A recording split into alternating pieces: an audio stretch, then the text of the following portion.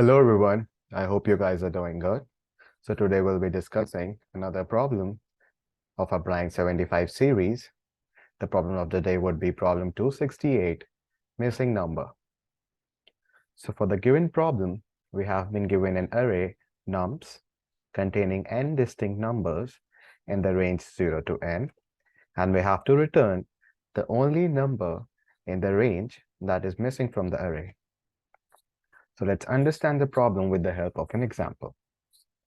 Let's say we have been given an array nums that's 0, 1, 2, 3, 5.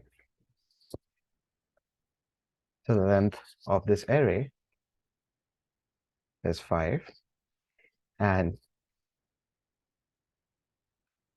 there's an integer missing in the range of 0 to 5, including both of them, and we have to find that integer.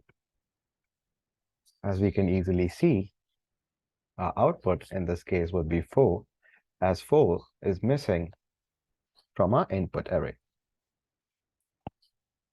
So let's see how we'll be approaching this problem. So first thing first, what we need to keep track is a variable total, in which we'll be storing the sum of every element in the given range. So it would be 0, 1, 2, 3, 4, and 5. And this, as we can see, the total would come out to be 15. And then we'll start traversing our array nums, and we'll keep track of a variable, let's say current, and we'll keep on adding each of the element present in our input array. Here the total would come out to be 11. And we can simply find the missing number by subtracting the total and the current sum. We can simply understand this using the following logic. So in the given range 0 to 5, we should have every element, and then while finding the elements, we'll just put each of the element over here and start canceling each element. Like we have zeros, we have ones, we have twos, we have threes, we have fives, and the only integer that is left over here is 4. And we can simply do this by subtracting the total sum minus the sum of the input or current. So let's look into the code of a problem. So here we'll be requiring two variables, total and current. Another thing that you would have to notice is while traversing through the array, let's say we'll be moving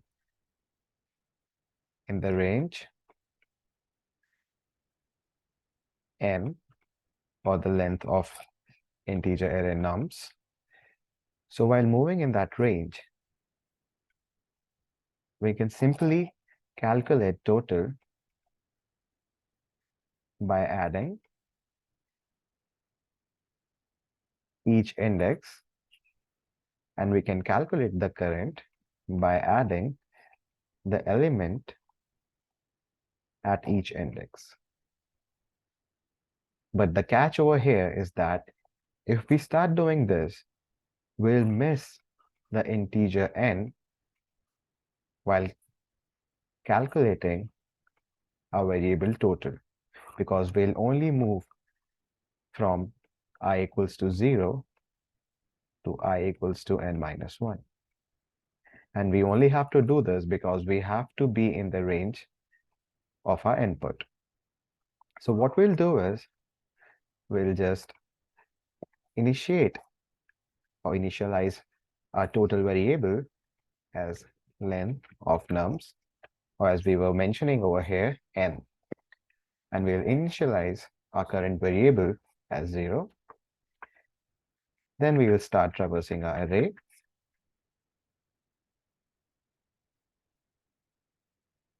And we'll keep on updating our total by just adding the indices. And we'll keep on updating our current by adding the element at that given index. After that, we'll just return total minus current.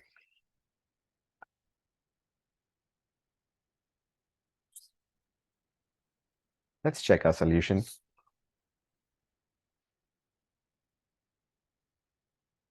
As we can see, we have a pretty efficient solution. And as given in the problem, we have completed our solution in time complexity big O of n and space complexity big O of 1. Thank you and have a nice day.